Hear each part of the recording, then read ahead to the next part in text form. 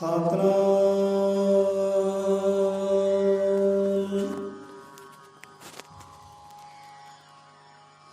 जो बोले सौंदर पै अजर अमृत एकादशी। सृष्टि करता जगत गुरु आदि कवि वाल्मीकि महाराज की जय। शब्द गुरु की जय। सर्वत साध संगत जी की जय होवे। सो हाजिर हुईयां संगतां कोटन कोट हृदय की गहराइयां ते प्रणाम है। तो सब जीवां नूं जो घरां विच वसदे ने उन्होंने भी भाई साढ़े वालों जय गुरुदेव जय वाल्मीकि। सो आ जाते कल के अधूरे विचार से। सो उस तो पहला संगत नूं मुबारकबाद होवे।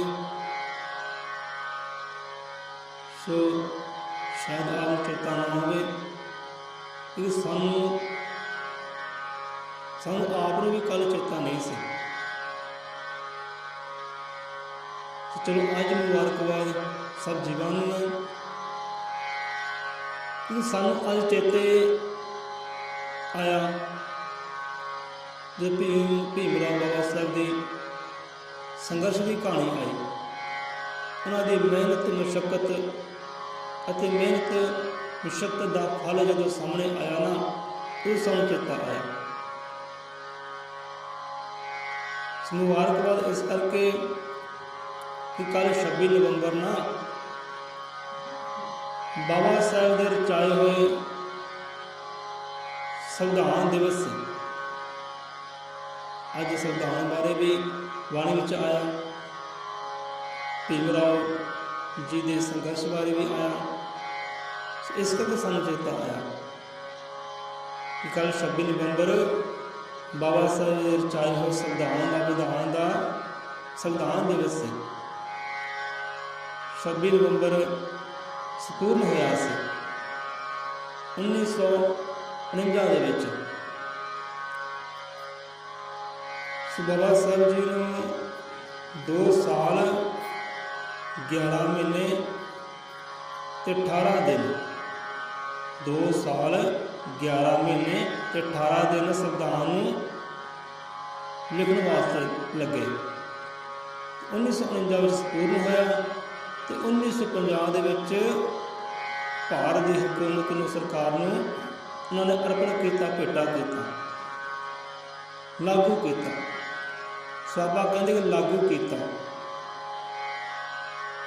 विचार करिए ना वो लागू अज भी नहीं होया। वो तो उन्होंने सांभिया, लागू अज भी नहीं होया। जे अज तक वो लागू होंदा ना ये धरने नहीं सी होने। जो थां थां धरने लगते हैं ना तो धरने नहीं सी होने, ये लड़ाइयाँ झगड़े नहीं सी होने, ये इज्जत खोइयां नहीं सी जानियां, लुटियां नहीं सी जानियां। जे संविधान लागू होंदा तां ये ऊच नीच वंड वितकरी कोई नहीं सी होनी। असीं कहते हैं लागू होया 1950 पर लागू अज भी नहीं होया। उत्थे कमी किहदी रही है? कमी साडी रही, असीं लागू करवा नहीं सके। असीं लागू करवा नहीं सके। जे लागू होंदा ना सारे जीव सम होने से, बराबर होने से, कोई वंड वितकरी नहीं सी होनी, चढ़ाइयां लगड़े झगड़े नहीं सी होने, धरने नहीं सी होने, इज्जतां लुटियां नहीं सी जानियां जे संविधान लागू होंदा। कहते आपां हैगे कि लागू है पर लागू नहीं है। 1949 में तैयार होया।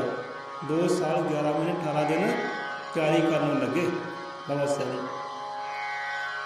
स्वाजा के कल के विचार से सो महाराज रहमतां बख्शे, कृपा बख्शे, कौमी इतिहास बारे जानू करवाए सब जीवां नूं। मत बख्शे, सम्मान बख्शे करे। सो कल के विचार दे आ जाते हैं कि बंदा नामधारी ਕਿਉਂ ਨਹੀਂ ਹੁੰਦਾ?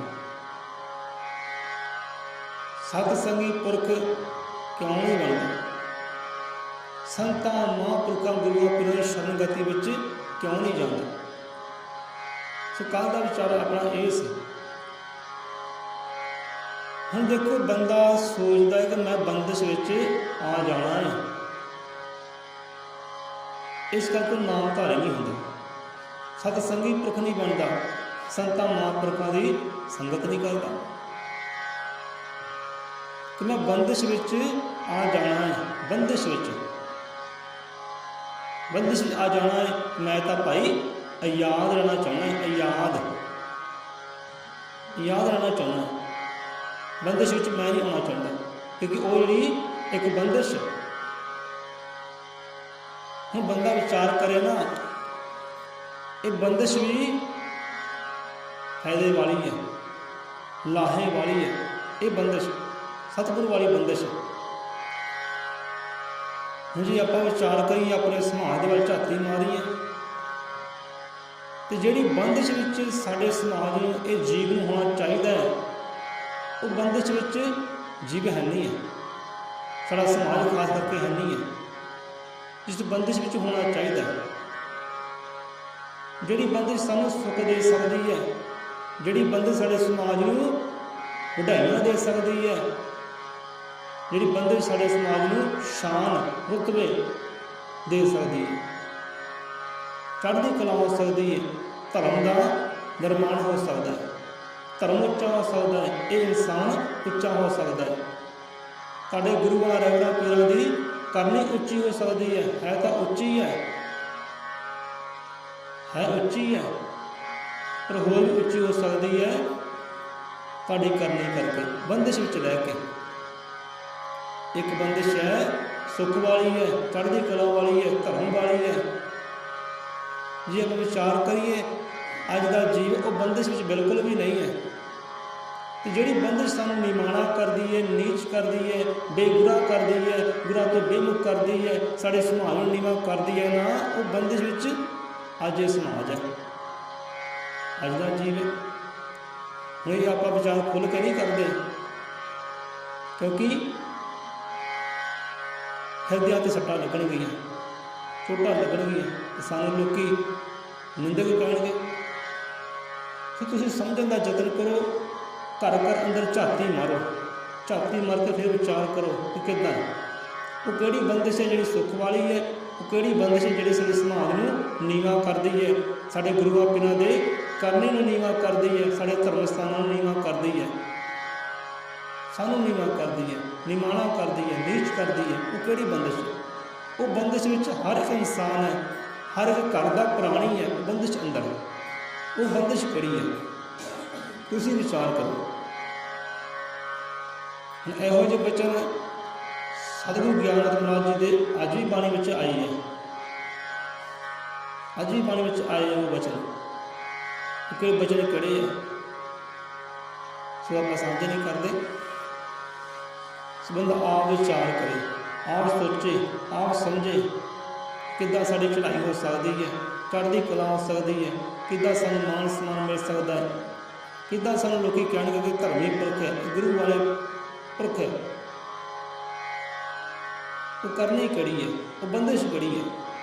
ਸੋ ਇੱਕ ਬੰਦਿਸ਼ ਹੈ ਸੁੱਖ ਵਾਲੀ, ਇੱਕ ਬੰਦਿਸ਼ ਹੈ ਸਾਨੂੰ ਨਿਮਾਣਾ ਕਰਨ ਵਾਲੀ, ਨੀਵਾਂ ਦਿਖਾਉਣ ਵਾਲੀ।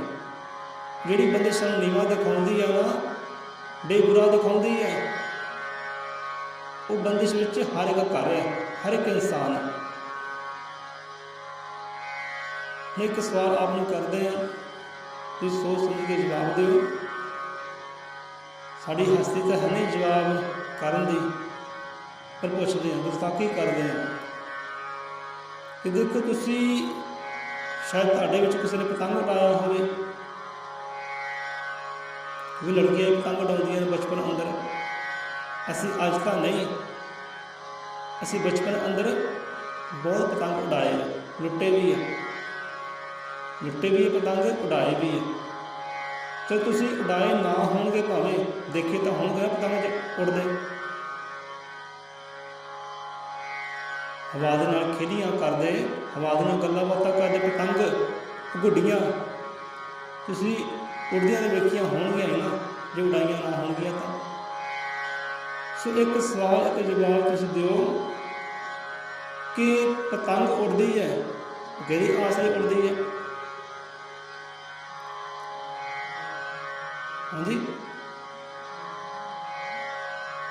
ਹੁਣ ਇੱਕ ਬੱਚੇ ਨੇ ਸਵਾਲ ਕੀਤਾ ਆਪਣੇ ਪਿਤਾ ਨੂੰ,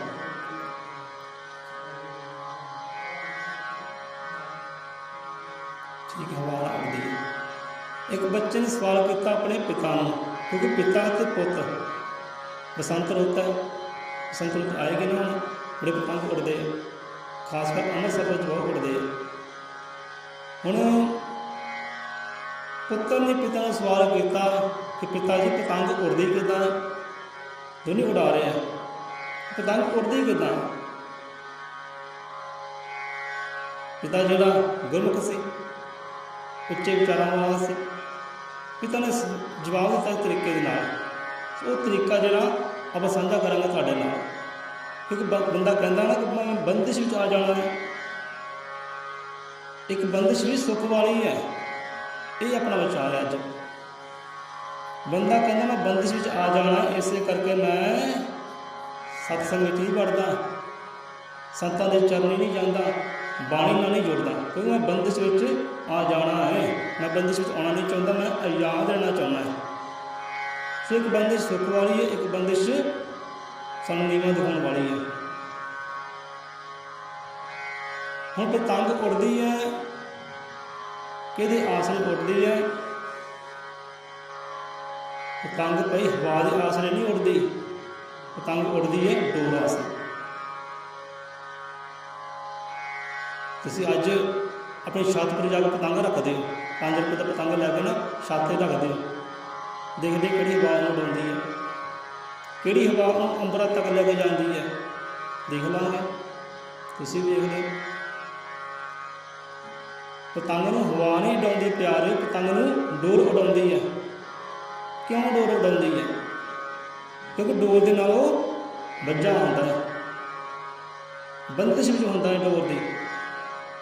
ਜਿੰਨਾ ਚਿਰ ਡੋਰ ਨਾਲ ਬੱਝਾ ਰਹੇਗਾ ਨਾ, ਬੰਦਿਸ਼ ਵਿੱਚ ਰਹੇਗਾ, ਹਵਾ ਦੇ ਨਾਲ ਗੱਲਾਂ ਕਰੇਗਾ, ਬਾਤਾਂ ਕਰੇਗਾ, ਹੁਲਾਰੇ ਰਹੇਗਾ, ਅੰਬਰ ਦੇ ਨਾਲ ਗੱਲਾਂ ਕਰੇਗਾ, ਜਿੰਨਾ ਚਿਰ ਉਹ ਡੋਰ ਨਾਲ ਬੱਝਾ ਹੈ।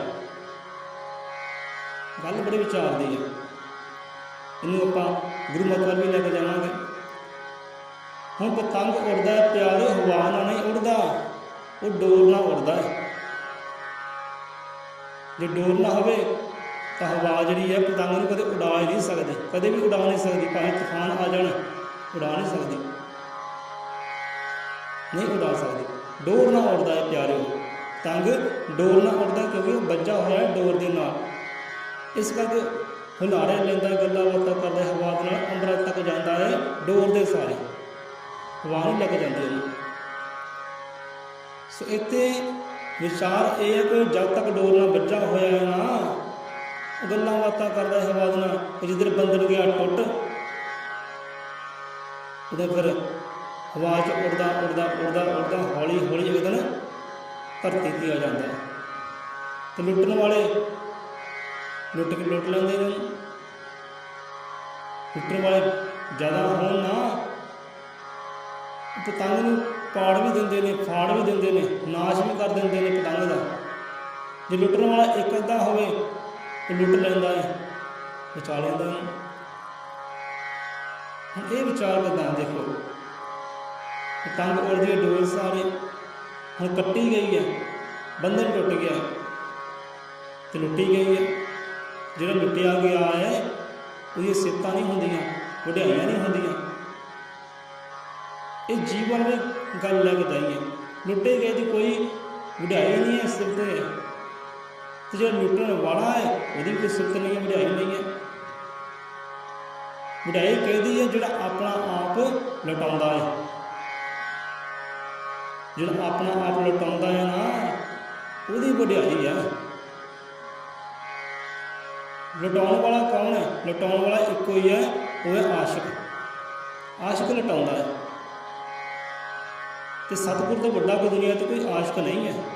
ਉਹ ਗੁਰੂ ਤੋਂ ਵੱਡਾ, ਪੀਰਾਂ ਤੋਂ ਵੱਡਾ, ਪੈਗੰਬਰਾਂ ਤੋਂ ਵੱਡਾ ਕੋਈ ਦੁਨੀਆ 'ਤੇ ਆਸ਼ਿਕ ਹੋਇਆ ਹੀ ਨਹੀਂ ਹੈ। ਕਿਉਂਕਿ ਆਸ਼ਿਕ ਲੋਕ ਲਟਾਉਂਦੇ ਆ, ਲਟਾਉਂਦੇ, ਉਹ ਸਮੇਟਦੇ ਨਹੀਂ ਹੈ। ਆਸ਼ੀ ਦਾ ਕੰਮ ਹੁੰਦਾ ਲਟਾਉਣਾ, ਉਹਨਾਂ ਦਾ ਕੰਮ ਲੁੱਟਣਾ ਨਹੀਂ ਹੈ। ਇਸ ਕਰਕੇ ਲਟਾਉਣ ਵਾਲੇ ਦੀ ਸਿਫਤ ਹੈ, ਵਡਿਆਈ ਹੈ। ਜਿਹੜਾ ਲੁੱਟਿਆ ਗਿਆ ਨਾ ਉਹਦੀ ਕੋਈ ਸਿਫਤ ਨਹੀਂ ਹੁੰਦੀ, ਵਡਿਆਈ ਨਹੀਂ ਹੁੰਦੀ। ਜਿਹੜਾ ਆਪਣਾ ਆਪ ਲਟਾਉਂਦਾ ਹੈ ਉਹਦੀ ਸਿਫਤ ਹੈ, ਵਡਿਆਈ ਹੈ। ਇੱਥੇ ਸਤਿਗੁਰੂ ਮਹਾਰਾਜ ਉਹ ਆਸ਼ਿਕ ਹੈ ਰੱਬ ਦਾ। ਤੂੰ ਆਪਣਾ ਆਪ ਲਟਾਉਂਦਾ ਹੈ, ਉਹ ਤਨ ਵੀ ਲਟਾਉਂਦਾ ਹੈ, ਧਨ ਵੀ ਲਟਾਉਂਦਾ ਹੈ ਅਤੇ ਮਨ ਵੀ ਲਟਾਉਂਦਾ ਹੈ। ਸਭ ਕੁਝ ਜਾਣਦਾ ਬੁੱਝਦਾ ਹੋਇਆ ਉਹ ਲਟਾਉਂਦਾ ਹੈ। ਇਸ ਕਰਕੇ ਉਹ ਸਿਫਤ ਵਡਿਆਈ ਹੈ।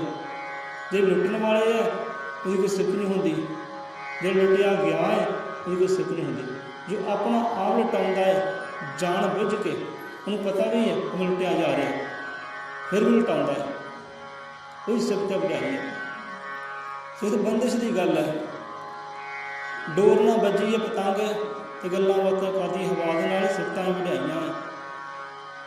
ਹੁਣ ਇੱਥੇ ਇਹ ਜੀਵ ਆਤਮਾ ਵੀ ਪਤੰਗ ਦੀ ਤਰ੍ਹਾਂ ਹੀ ਹੈ, ਇਹ ਮਾਨਸ ਵੀ ਪਤੰਗ ਦੀ ਤਰ੍ਹਾਂ ਹੀ ਹੈ।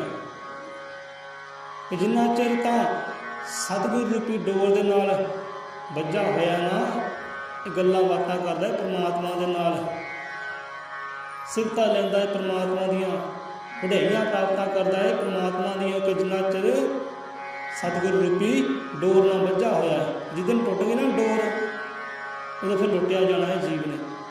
ਲੁੱਟਣ ਵਾਲੇ ਕੌਣ ਹੈ? ਉੱਥੇ ਕੋਈ ਇਨਸਾਨ ਨਹੀਂ ਹੈ ਲੁੱਟਣ ਵਾਲਾ। ਲੁੱਟਣ ਵਾਲਾ ਹੈ ਸਾਡੀ ਤ੍ਰਿਸ਼ਨਾ, ਸਾਡੀ ਲਾਲਚ, ਸਾਡੀਆਂ ਕਮੀਆਂ ਤਰੁੱਟੀਆਂ, ਨਸ਼ੇ ਵਿਕਾਰ, ਇਹ ਸਾਨੂੰ ਲੁੱਟਣ ਵਾਲੇ ਆ। ਸਾਡੇ ਵਿਕਾਰ, ਸਾਡੇ ਅਵਗੁਣ ਸਾਨੂੰ ਲੁੱਟਣ ਵਾਲੇ ਆ। ਲੁੱਟ ਖੜਦੇ ਨੇ ਬੰਦੇ ਨੂੰ। ਕਿ ਜੇਕਰ ਅਸੀਂ ਬੱਝੇ ਰਹੀਏ ਸਤਿਗੁਰੂ ਰੂਪੀ ਡੋਰ ਦੇ ਨਾਲ, ਫਿਰ ਤਾਂ ਗੱਲਾਂ ਬਾਤਾਂ ਕਰਾਂਗੇ ਭਗਵਾਨ ਦੇ ਨਾਲ, ਸ਼ਾਨ ਪ੍ਰਾਪਤ ਕਰਾਂਗੇ, ਵਡਿਆਈਆਂ ਪ੍ਰਾਪਤ ਕਰਾਂਗੇ। ਜਿਸ ਦਿਨ ਟੁੱਟ ਗਏ ਸਤਿਗੁਰੂ ਰੂਪੀ ਡੋਰ ਦੇ ਨਾਲ, ਉਦੋਂ ਨਾ ਕੋਈ ਵਡਿਆਈ ਹੈ ਨਾ ਕੋਈ ਸਿਫਤ ਹੈ, ਲੁੱਟੇ ਜਾਵਾਂਗੇ। ਉਦੋਂ ਲੁੱਟਿਆ ਗਿਆ ਦੀ ਕੋਈ ਸਿਫਤਾਂ ਨਹੀਂ ਹੁੰਦੀਆਂ। ਸੋ ਇਸ 'ਤੇ ਬਾਣੀ ਵੀ ਸਮਝਾਉਣਾ ਕਰ ਰਹੀ ਹੈ, ਸਤਿਗੁਰ ਅਤੇ ਸੇਵਕ ਦਾ ਰਿਸ਼ਤਾ ਕੀ ਹੈ। ਸਤਿਗੁਰ ਅਤੇ ਸੇਵਕ ਦਾ ਰਿਸ਼ਤਾ ਗੁੱਡੀ ਅਤੇ ਡੋਰ ਦਾ ਰਿਸ਼ਤਾ। ਗੁੱਡੀ ਕਹਿੰਦੇ ਪਤੰਗ ਨੂੰ। ਇੱਦਾਂ ਹੀ ਜੋ ਰਿਸ਼ਤਾ ਗੁੱਡੀ ਦਾ ਅਤੇ ਡੋਰ ਦਾ ਹੈ, ਅਤੇ ਉਹੀ ਰਿਸ਼ਤਾ ਸਤਿਗੁਰ ਅਤੇ ਸੇਵਕ ਦਾ ਹੈ। ਜੇ ਗੁੱਡੀ ਵੱਜੀ ਰਹੇ ਡੋਰ ਦੇ ਨਾਲ ਤਾਂ ਹਵਾ ਨਾਲ ਗੱਲਾਂ ਬਾਤਾਂ ਕਰਦੀ ਹੈ, ਉਚਾਈਆਂ 'ਤੇ ਜਾਂਦੀ ਹੈ। ਅਤੇ ਜਿਸ ਦਿਨ ਗਈ ਟੁੱਟ, ਉਹ ਧਰਤੀ 'ਤੇ ਆ ਕੇ ਲੁੱਟੀ ਜਾਂਦੀ ਹੈ। ਇੱਦਾਂ ਹੀ ਇੱਕ ਸੇਵਕ ਦਾ ਰਿਸ਼ਤਾ ਪਿਆਰਿਓ, ਜਿੰਨਾ ਚਿਰ ਦਾ ਸੇਵਕ ਸਤਿਗੁਰ ਰੂਪੀ ਡੋਰ ਦੇ ਨਾਲ ਵੱਜਾ ਹੈ ਨਾ, ਅਤੇ ਸਤਿਗੁਰ ਦਾ ਸੇਵਕ ਵੀ ਵਡਿਆਈਆਂ ਪ੍ਰਾਪਤ ਕਰਦਾ ਹੈ, ਮਾਣ ਸਨਮਾਨ ਪ੍ਰਾਪਤ ਕਰਦਾ ਹੈ, ਧਰਮ ਪ੍ਰਾਪਤ ਕਰਦਾ ਹੈ, ਗਿਆਨ ਪ੍ਰਾਪਤ ਕਰਦਾ ਹੈ। ਉਹ ਰੱਬ ਦੇ ਨਾਲ ਗੱਲਾਂ ਬਾਤਾਂ ਕਰਦਾ ਹੈ, ਸਿਫਤਾਂ ਪ੍ਰਾਪਤ ਕਰਦਾ ਹੈ, ਜਿੰਨਾ ਚਿਰ ਸਤਿਗੁਰ ਰੂਪੀ ਡੋਰ ਨਾਲ ਉਹ ਵੱਜਿਆ ਹੋਇਆ। ਇਹ ਰਿਸ਼ਤਾ ਹੈ ਸਤਿਗੁਰ ਅਤੇ ਸੇਵਕ ਦਾ, ਇਹ ਰਿਸ਼ਤਾ ਹੈ। ਜਿਵੇਂ ਗੁੱਡੀ ਅਤੇ ਡੋਰ ਦਾ ਹੁੰਦਾ ਹੈ, ਇੱਕ ਬੰਦਿਸ਼ ਹੈ। ਜਿੰਨਾ ਚਿਰ ਤਾਂ ਸਤਿਗੁਰ ਰੂਪੀ ਡੋਰ ਨਾਲ ਬੰਨਿਆ ਹੋਇਆ ਨਾ, ਗੱਲਾਂ ਬਾਤਾਂ ਕਰੇਗਾ ਰੱਬ ਦੇ ਨਾਲ। ਸੋ ਇਹ ਬੰਦਿਸ਼ ਸੁੱਖ ਵਾਲੀ ਹੈ, ਇਹ ਬੰਦਿਸ਼ ਆਨੰਦ ਵਾਲੀ ਹੈ। ਸੋ ਬੱਝੀਏ ਸਤਿਗੁਰ ਰੂਪੀ ਡੋਰ ਦੇ ਨਾਲ। ਸੋ ਅੱਗੇ ਇੱਕ ਬਚਨ ਆਪਾਂ ਲੈਂਦੇ ਹਾਂ। ਕਹਿੰਦੇ ਨੇ ਮਹਾਂਪੁਰਖ ਕਿ ਇਹ ਜਿਹੀ ਗੁੱਡੀ ਜਿਸਨੇ ਡੋਰਾ ਮੁਰਸ਼ਿਦ ਹੱਥ ਫੜਾਈਆਂ। ਹੁਣ ਅਸੀਂ ਆਪਣੀ ਜੀਵਨ ਰੂਪੀ ਦੀ ਡੋਰ ਹੈ, ਕਿਹਦੇ ਹੱਥ ਫੜਾਈ ਹੈ? ਇਸੇ ਵਿਚਾਰ ਕਰੋ, ਇਹ ਜੀਵਨ ਰੂਪੀ ਡੋਰ ਕਿਹਦੇ ਹੱਥ ਹੈ, ਕਿਹਦੇ ਆਸਰੇ? ਇੱਥੇ ਬੁੱਲੇ ਸ਼ਾਹ ਜੀ ਸਮਝਾਉਣਾ ਕਰਦੇ ਨੇ ਕਿ ਇਹ ਜਿੰਦ ਭਗ ਜ਼ਿੰਦਗੀ, ਇਹ ਜਿਹੜੀ ਗੁੱਡੀ ਜਿਸਨੇ ਡੋਰਾ ਮੁਰਸ਼ਿਦ ਹੱਥ ਫੜਾਈਆਂ, ਉਹ ਗੁੱਡੀਆਂ ਚੰਗੀਆਂ ਉੱਡੀਆਂ। ਕਹਿੰਦੇ ਉਹ ਗੁੱਡੀਆਂ ਚੰਗੀਆਂ ਉੱਡੀਆਂ ਜਿਹੜੀਆਂ ਮੁਰਸ਼ਿਦ ਆਪ ਚੜਾਈਆਂ। ਸ਼ਬਦਾਂ ਨੂੰ ਸਮਝਣਾ ਯਤਨ ਕਰਿਓ ਕਿ ਇਹ ਜਿਹੜੀ ਗੁੱਡੀ ਜਿਸਨੇ ਡੋਰਾ ਮੁਰਸ਼ਿਦ ਹੱਥ ਫੜਾਈਆਂ, ਉਹ ਗੁੱਡੀਆਂ ਚੰਗੀਆਂ ਉੱਡੀਆਂ ਜੋ ਮੁਰਸ਼ਿਦ ਆਪ ਚੜਾਈਆਂ। उन्हां गुडियां नूं डर नाही जिहड़ियां मुर्शद आप बचाइयां। उन्हां गुडियां नूं डर नाही जिहड़ियां मुर्शद आप बचाइयां। बुल्ले शाह जद गुड्डी कर मुर्शद दे हवाले ते कर ले नेक कमाइयां। कहंदे बुल्ले शाह जद कर, बुल्ले शाह जद गुड्डी कर मुर्शद दे हवाले ते कर ले नेक कमाइयां। ये जिंद साडी, ये जीवन साडा, ये जान साडी एक पतंग की तरह है, गुड्डी की तरह है। ये डोर जिहड़ा ना सतगुर के हाथ, मुर्शद के हाथ पाउणी करिए कि लै मालका ये जीवन रूप पतंग की डोर ना तेरे हाथ है। इनू चाहे गराइयां च लै जाए, चाहे अंबरां दी उचाइयां च लै जाए, ये हुण तेरे ही आसरे है। कहंदे ना असीं उड्डदे आसरे तेरे। कई ट्रकों पर लिखा होंगे कि असीं उड़दे आसरे तेरे। एक सिख सेवक भी उड़ता है ना, रब के नाल गल्लां बातां करता है, ज्ञान की गल करता है, वो सतगुर के आसरे करता है। क्योंकि जीवन रूपी जी डोर जो ना वो सतगुर के हाथ फड़ाई है। जे कोई उचाइयां प्राप्त करता है, मान वड्याइयां प्राप्त करता है, वो आसरा जो सतगुर हाथ है, वो सिफतां सतगुर के हाथ है। जिन्ना चਿਰ ਤਾਂ डोरी हाथ है ना एक सिख सेवक की, उन्ना चिर सिफतां प्राप्त करता, वड्याइयां प्राप्त करता है।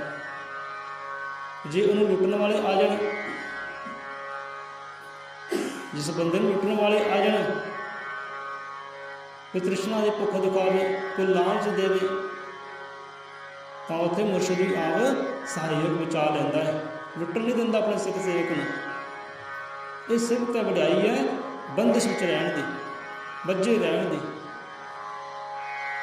सो बंदा कहता मैं बंदिश विच आउणा नहीं चाहुंदा, सो ये विचार करे। जिदा गुड्डी हलारे लैंदी है, हवा नाल गल्लां बातां करदी है, असीं भी रब दे नाल गल्लां बातां कर सकदे हां, उहनूं जाण सकदे हां, पहचान सकदे हां, उहदे विच लीन हो सकदे हां, जेकर साडी जीवन रूपी पतंग दी डोर ना मुर्शद दे हत्थ विच है।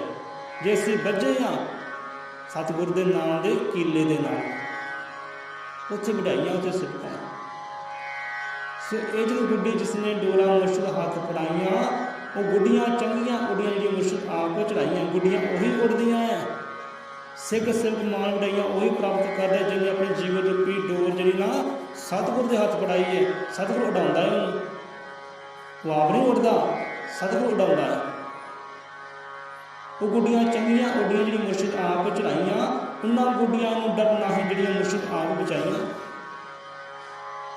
उस बंदे नूं, उस सिख नूं दुनियादारी का, किसी भी जीव का कोई डर नहीं रह जाता, खौफ नहीं रह जाता, क्योंकि बचाने वाला आपे सहाई है। वह अपने जीवन रूपी डोर हुण मुर्शद के हाथ फड़ाई है, बचाने वाला आप बचा लेंदा, विषयां तो बचा लेंदा है, विकारां तो बचा लेंदा है, लालच तो बचा लेंदा है, बुरियां बलावां तो बचा लेंदा है, जिन्हें जीवन रूपी डोर मुर्शद के हाथ फड़ाई है। वो गुड्डियां चंगियां उड़ियां जिहड़ियां मुर्शद आप चढ़ाइयां, उन्होंने गुड्डियां नूं डर नहीं जिहड़ियां मुर्शद आप बचाइयां। कि बुल्ले शाह ने गुड्डी कर मुर्शद के हवाले ते कर ले नेक कमाइयां। जब सतगुर के दसे हुए मार्ग से चलता है ना, जो जीवन रूपी डोर सतगुर के हाथ फड़ाई है, वो चलेगा ना नेक कर्म वाले ही चलेगा, नेक कमाइयां ही करेगा, बुरियां बलावां वाल वो नहीं जाता। इस करके सिफत है, वड्याई है सतगुर दे नाल बज्झे रहण दी, उहदे नाम रूपी कीले नाल बज्झे रहण दी, ये सिफत है, वड्याई है। जिहड़े बंदे ने जोड़ लेंदे ने वो सिफतां प्राप्त करदे, वड्याइयां प्राप्त करदे ने, धर्म प्राप्त हुंदा उन्हां नूं। सो ये है भाई, एक बंदिश है जो सुख वाली है, आनंद वाली है, एक बंदिश जो सानू नीवा दिखाती है, सानू बेबुरा दिखाती है, सानू मनमुख दिखाती है, एक बंदिश वो है। हुण तुसीं दसो कि तुसीं विचार कर लो कि तुसीं किहड़ी बंदिश बज्झे रहना चाहुंदे हो, सतगुर वाली बंदिश जां फिर संसार दे मान सम्मान वाली बंदिश। लै भी मैं कारज करा, इधरों मान मेरा रह जाए, इधरों समान रह जाए। तो नहीं प्यारिओ, मान सतगुरु कोलों लै जे, वो सन्मान सतगुरु कोलों लै जे, लाज अपने धर्म स्थान की लै जे, लाज अपने गुरु के नामे की लै जे। बच्चे रहिए गुरु के नामे के नाल, बच्चे रहिए अपने धर्म के नाल, बच्चे रहिए अपने धर्म दी रीतियां रिवाजां रस्मां दे नाल। ये बंदिश है, ये बंदिश सुख वाली है, आनंद वाली है, सिफतां वाली है, वड्याई वाली है। सतगुरु के सेवक का रिश्ता गुड्डी उत्ते डोर का रिश्ता। इत्थे आपां अपनी रस्मां नूं दिंदे हां विश्राम। सो होइयां कमियां त्रुटियां तो महाराज खिमा करे, बख्श ले। दाता जी सबनों नाम सिमरन दे भंडारे बख्शे करे, रहमतां सब जीवां ते करे। सो आओ जुड़ते हैं गुरु की वड्याई दे नाल, शब्द दे नाल, आरती दे नाल। अजर अमर त्रिकाल दृष्टि सृष्टि करता वाल्मीकि भगवान जी महाराज गुरु पीर अवतार भगत प्यारे रब दे सब जीवां ते सहाय होण।